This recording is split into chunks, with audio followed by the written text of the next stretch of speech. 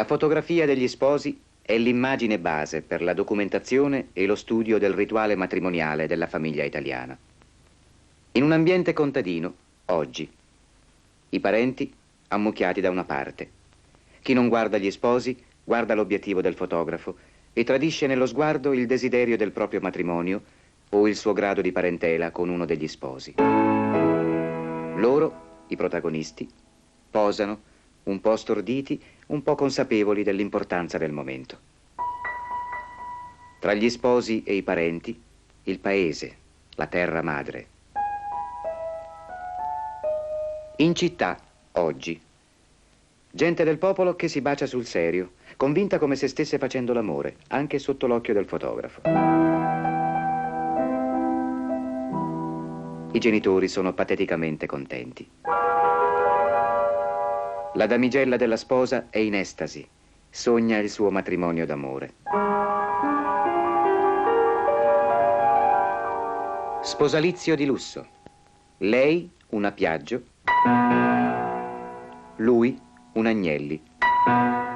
Si uniscono due grandi famiglie per le migliori fortune della classe dominante. La coreografia è perfetta. Il paggetto è preoccupato per la coda della sposa.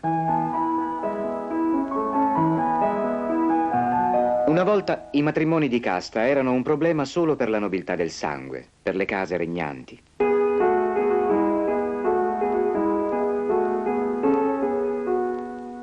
Racconigi, 1925. La principessa Mafalda di Savoia sposa il principe tedesco Filippo d'Assia. Lei morirà in Germania, in un campo di concentramento. Dietro i protagonisti, gli invitati di contorno, sulla scalinata, ammucchiati uno sull'altro. Ma sono troppi, e sul secondo balcone la folla anonima si perde al di sotto del limite di leggibilità dell'immagine. Agli inizi del secolo, siamo sempre tra i ricchi, si intende, diventò di gran moda il corteo nuziale con le automobili. E tale era la velocità di quei veicoli semoventi che per fare la fotografia si fermavano e si mettevano in posa.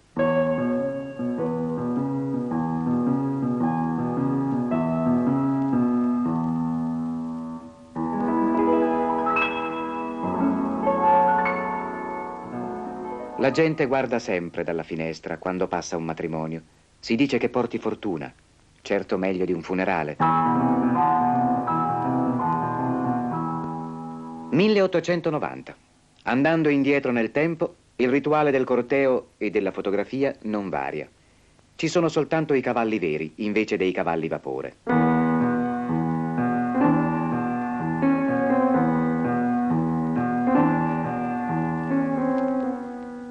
Per quanto ci si metta in posa, la frusta del cocchiere è mossa. 1908. Ambiente contadino. Davanti alla casa di famiglia, ieri come oggi, la massa dei parenti incombe. Per comporre tutto il gruppo ci vuol tempo, ma la cerimonia della fotografia è ormai parte integrante del rito matrimoniale.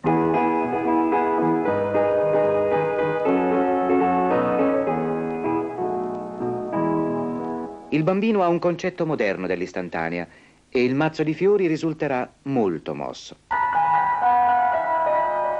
1929.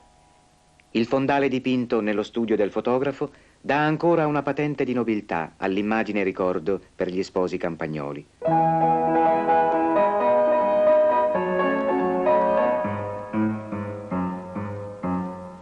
Già nel 1901 il proletario di città sembra non preoccuparsi tanto della messa in scena.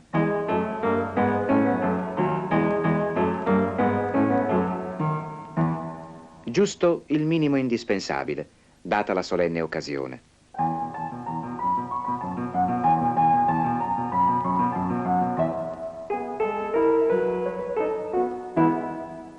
La messa in scena conta molto invece per le due coppie di sposi da ceto medio.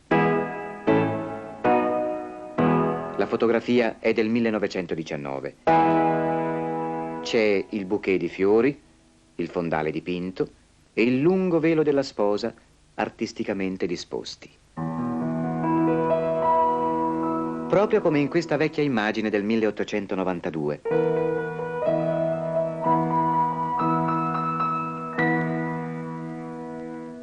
Quali erano i mariti? Forse ormai la risposta non ha più senso, ma guardate come sono convinti della loro presenza fotografica.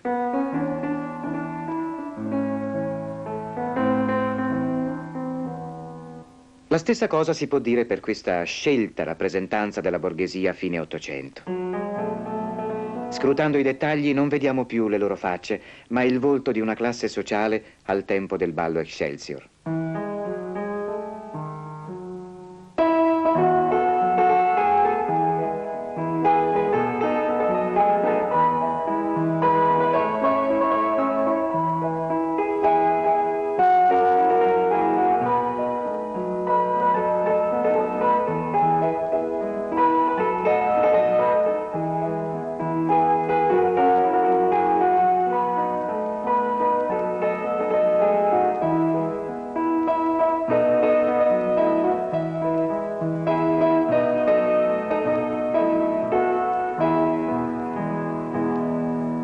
Anche al di fuori dell'occasione solenne del matrimonio, la fotografia di lui e lei rimane un momento importante nella documentazione iconografica della famiglia italiana.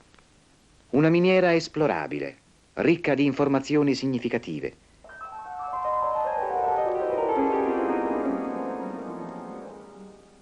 Lo studio di queste immagini, dal punto di vista dell'antropologia culturale, non concerne più il dato anagrafico, la storia privata dei soggetti fotografati. Interessa il costume di un'epoca, la stratificazione sociale.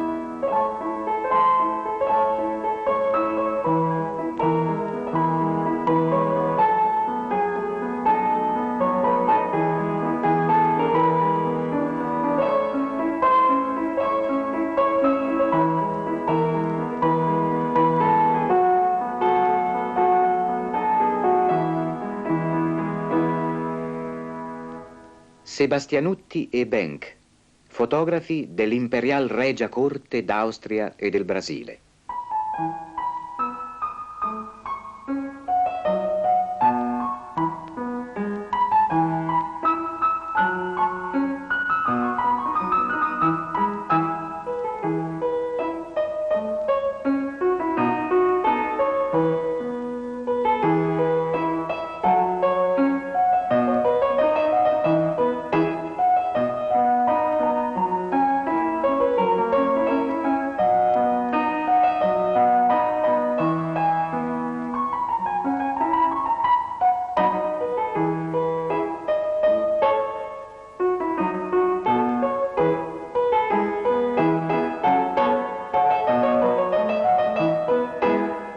foto di famiglia può anche essere una fotografia storica, ma questo ritratto collettivo di Casa Savoia è in realtà un fotomontaggio di teste coronate vere su corpi di comparse che hanno posato a lungo, immobili, per questa fotografia del 1869.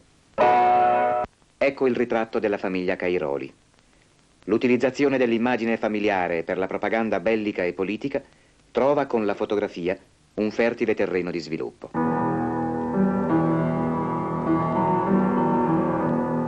Prima guerra mondiale.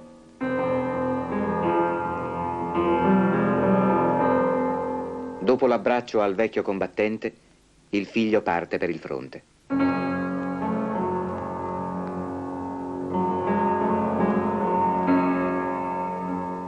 Nelle retrovie, tra un incrocio di cannoni, tragici simboli da psicanalisi, si celebra la messa al campo per le vedove di guerra.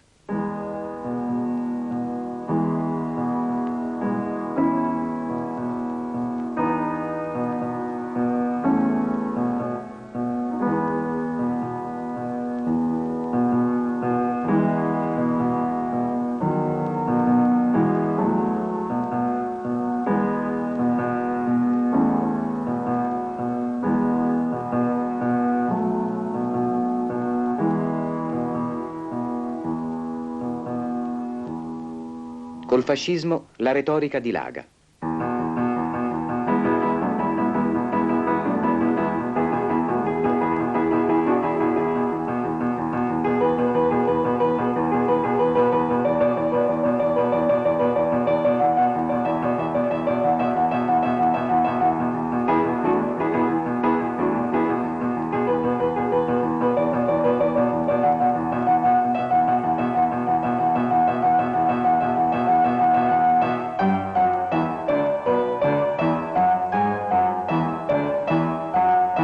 Duce, sempre in più, ai vostri ordini per la grandezza della patria. Dicembre 1940, anno 19° dell'era fascista.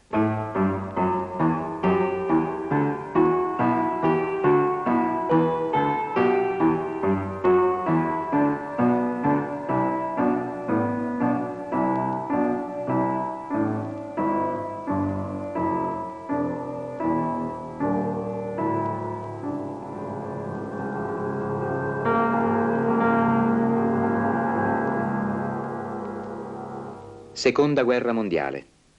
Ricomincia la retorica delle eroiche famiglie combattenti. Coi matrimoni per procura, le madrine di guerra diventano spose, forse vedove.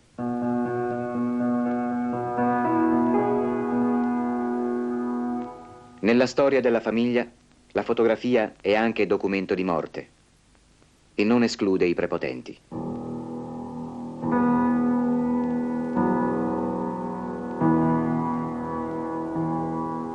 Il ritratto di papà Cervi coi suoi 7 figli, poi uccisi dai fascisti, diventa un'immagine simbolo della famiglia italiana contadina.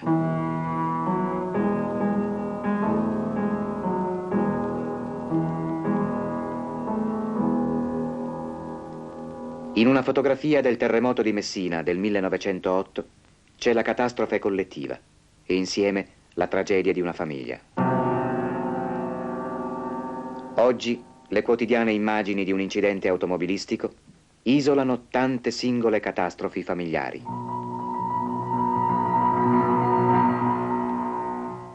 La morte in fotografia. Questa immagine del 1910 la celebra ad occhi aperti.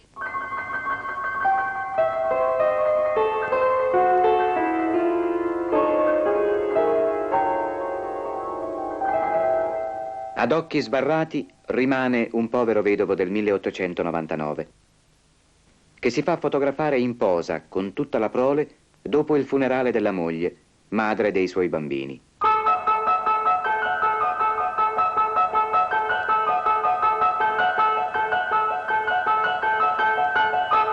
Sposi vecchi non fanno figli maschi, dicevano i maligni. Ecco allora una documentazione da inviare ai parenti increduli.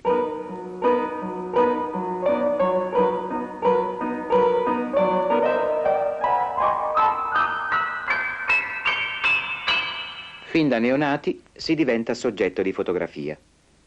Saranno immagini che dureranno a lungo, magari con le note a margine nella storia di una famiglia.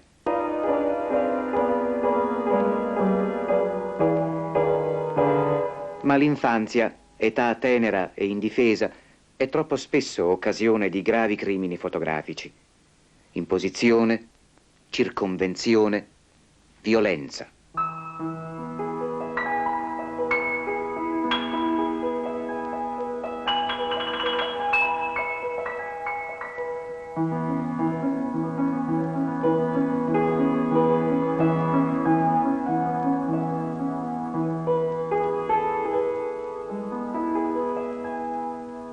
Uniti sapremo imporre il rispetto della Carta dei diritti del fanciullo.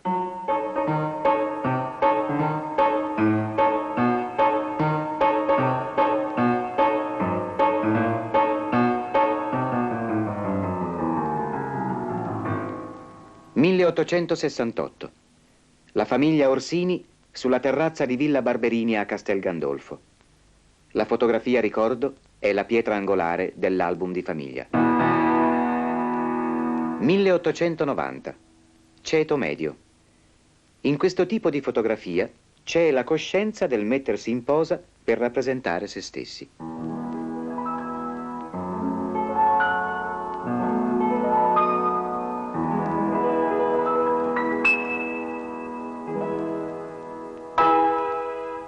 (1901).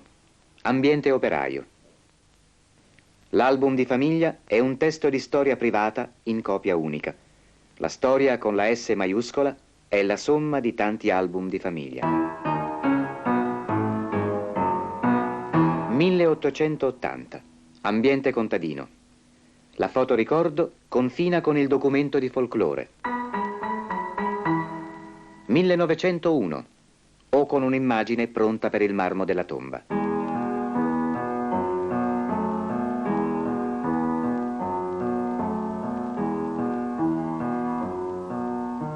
Il gruppo di famiglia, formato gabinetto, colorato a mano dal fotografo, diventa qualche volta l'occasione per apparire più belli, con gli occhi azzurri, con la collana che non si è mai posseduta.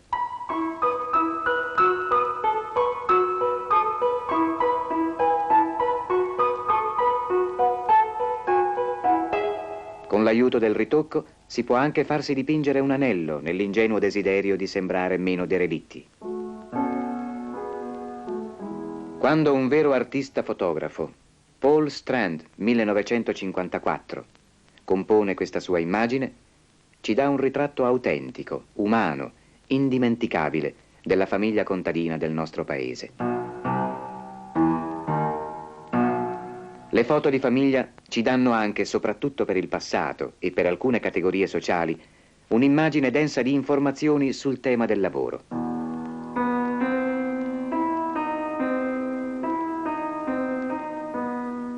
Fino a ieri o all'altro ieri, il lavoro contadino era un'attività familiare.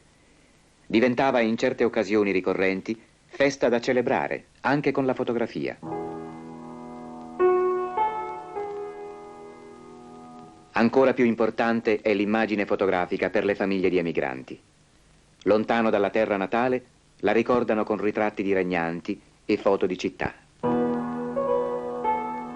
Per i parenti rimasti in Italia, la fotografia sarà il tramite del legame affettivo. Festa grande tra gli emigrati quando arrivano le mogli dei soldati diventati coloni, trapiantati in Africa, forse per sempre, ma almeno con la propria donna. Siamo in Eritrea, 1894. Belgio, 1950. La presenza della famiglia rende meno dura la fatica della miniera. Mentre tra chi di certo non emigra, la gioia del lavoro è anche quella di farsi fotografare in cima al monumento che porta il loro nome e simboleggia la loro potenza.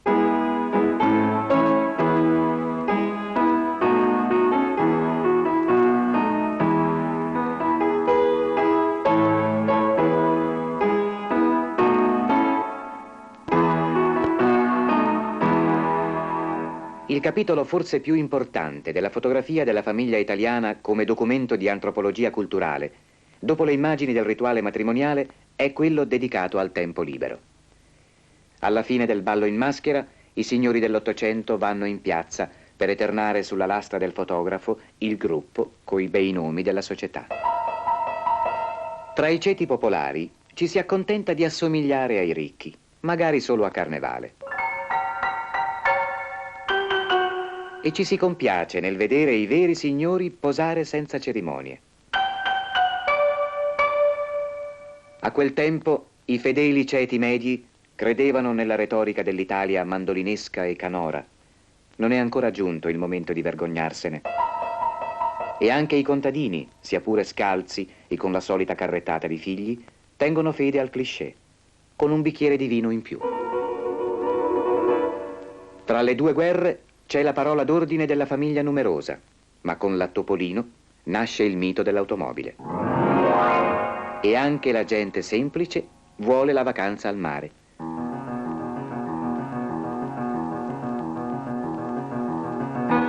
Oggi chi può vuole anche la barca. Ce l'ha il collega di papà, dobbiamo averla anche noi. È un dovere sociale.